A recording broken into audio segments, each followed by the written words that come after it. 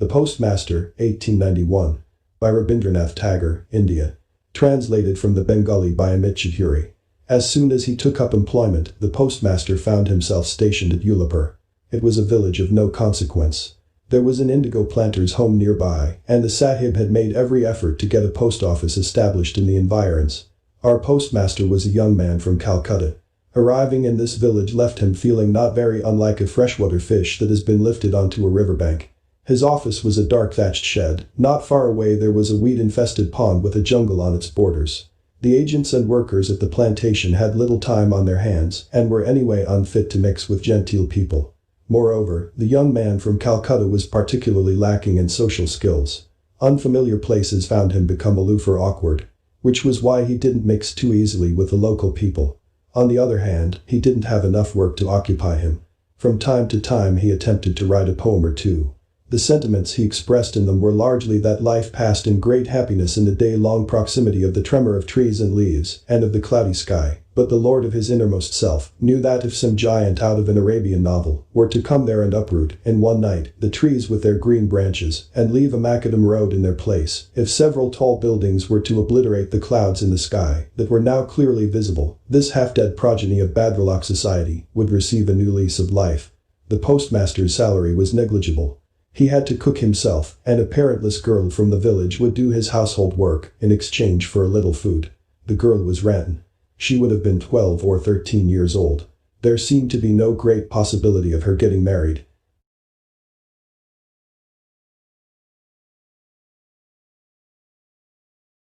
When, in the evening, smoke, curving and coiling, rose from koshts in the villages, crickets began to be heard in the bushes, and intoxicated ball mendicants in the distance struck their drums and cymbals, and launched into song in high-pitched voices, when, sitting in the dark porch, there would be a small palpitation even in a poet's heart, then, lighting a slender wick in the corner of his room, the postmaster would call for Ranton.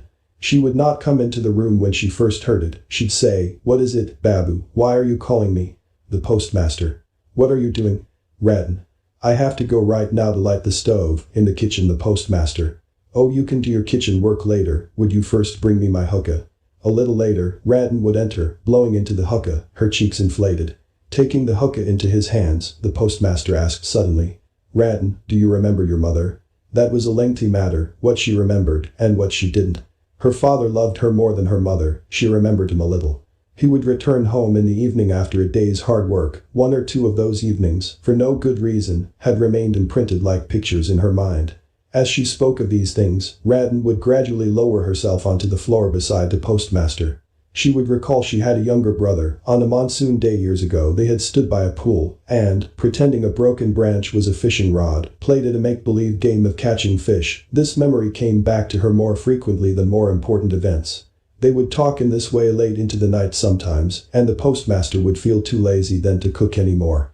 The morning's leftovers would still be there, and Ranton would quickly light the stove and make a few chapatis. In this way they'd both make do for the night's meal.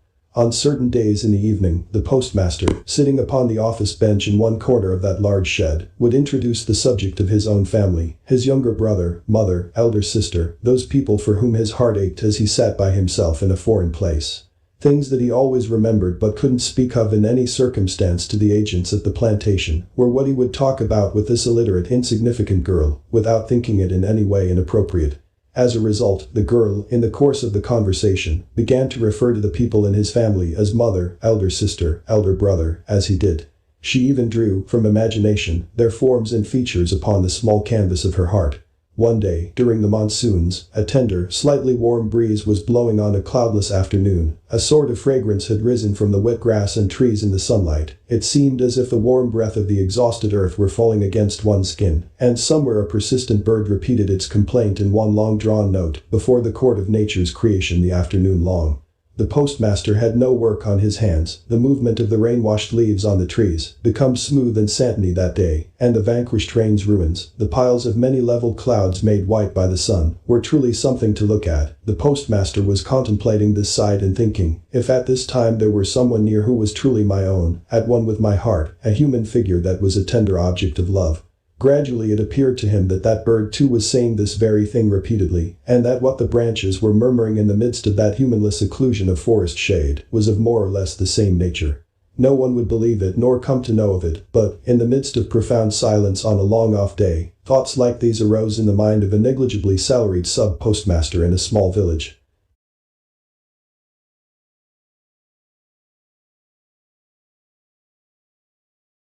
The postmaster sighed deeply and called, "Rattan." Rattan was then, legs outstretched, beneath a guava tree, eating a guava. Hearing her master call, she ran to him without delay. Out of breath, she said, "Dada Babu, did you want me?" The postmaster said, "I am going to teach you to read a little every day." So saying, he spent the entire afternoon teaching her to speak the alphabet. And in this way, in only a few days, they had gone past the stage of the compound letters. There was no end to the rain in the month of Shravan. Canals, lakes and drains filled with water. For 24 hours the sound of frogs and of rainfall.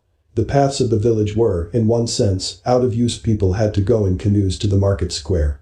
One day it was very cloudy at dawn. The postmaster's student had been sitting expectantly for a long time at the door, but, not hearing the call, which on other days was punctual as could be, slowly entered the room with her small bundle of books. She saw the postmaster was lying on the string. Supposing him to be resting, she began again to leave the room, while taking care not to make a sound. Suddenly she heard, "Rattan." Quickly returning, she said, "Dada Babu, were you asleep?" The postmaster said in a woeful voice, "I don't feel very well, would you touch my forehead and see?" Here, in this quite companionless foreign place, in the heavy downpour, the afflicted body longed for a little looking after. What came to mind was the touch of a mother or an elder sister by one side, and this migrant's desire didn't remain unfulfilled. The little girl Rattan didn't stay a little girl. At that instant she was transformed into a mother. She got the local Vaidya to pay a visit, gave the postmaster the medicinal pills at the right times, remained awake all night by the bedside, cooked the sick man's food by herself, and would ask repeatedly, "Tell me, Dada Babu, are you beginning to feel a little better?" Many days later the postmaster, much thinner, abandoned the sickbed. He decided, "No more, I have to get a transfer out of here somehow." Citing a local illness, he immediately sent a formal request to the authorities in Calcutta for a transfer. Her service at the sickbed having come to an end, Rattan returned to her old place outside the door to the room.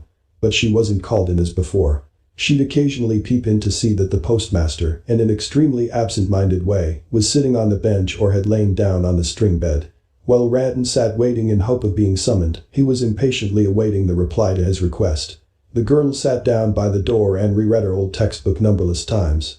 What if she was suddenly called again and, on that day, found herself completely confused about the compound letters? This was the cause of some trepidation. In the end, after about a week had passed, there was a call for her one evening. Her heart brimming with excitement, Rattan entered the house and said, "Dada Babu, were you calling me?" The postmaster said, "Rattan, I'm leaving tomorrow." Rattan, "Where are you going, Dada Babu?" The postmaster, "Home." Rattan, "When will you come back again?" The postmaster, "I won't come back." Rattan didn't ask him any other questions.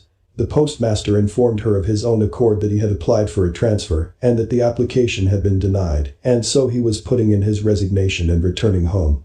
No one spoke for a long while. The light of the earthen lamp began to flicker weakly, and in one part of the room, rainwater fell drop by drop, through an aperture in the aging roof, upon an earthenware vessel below. After some time, Rattan rose slowly and began to knead some dough in the kitchen. Her task wasn't finished as quickly as it was on other days. Probably thoughts traveled in and out of her head. When the postmaster's dinner was over, the girl asked him, "Dada Babu, will you take me home with you?" The postmaster laughed and said, "How can I do that?" He didn't think it necessary to explain to her the reasons that made it impossible for him to give any other answer.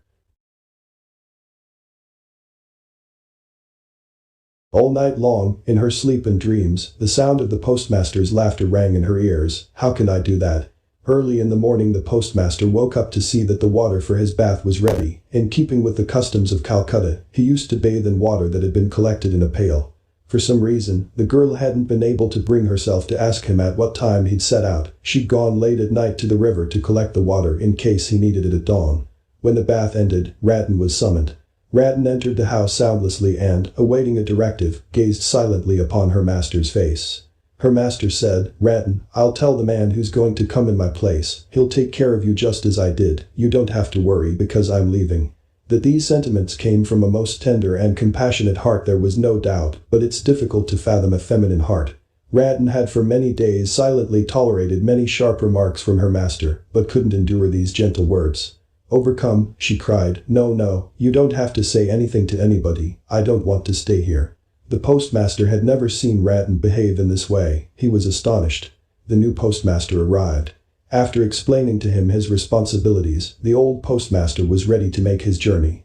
Before leaving, he called Rattan and said, "Rattan, I've never been able to give you anything. Today, before going, I'm leaving something for you, you'll find it'll last you a few days." He took out his salary from his pocket, all of it, except what would be necessary for the expenses of the journey.